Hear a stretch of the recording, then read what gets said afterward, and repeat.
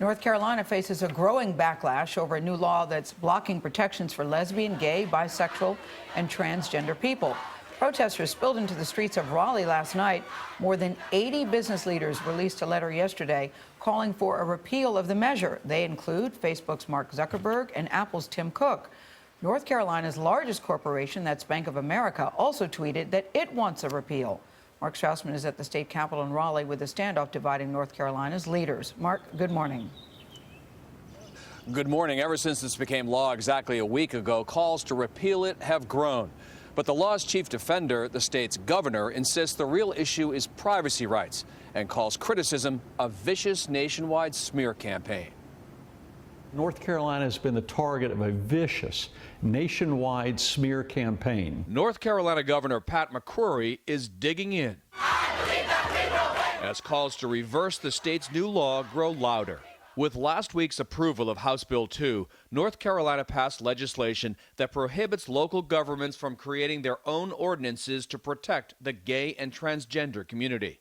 It also requires transgender people to use only restrooms and locker rooms that match the gender on their birth certificate. The state's Attorney General, Roy Cooper, has refused to defend it.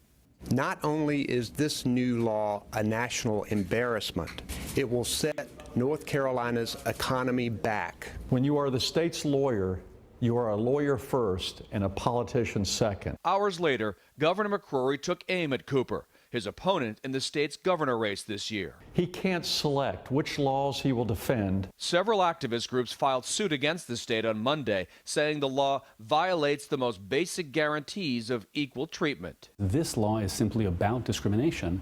James Essex is with the American Civil Liberties Union, one of the suit's plaintiffs. The country is responding to this new law by saying we don't support discrimination against anybody, including LGBT people. That's the direction America is moving in, and it's really disappointing to see North Carolina go the other way.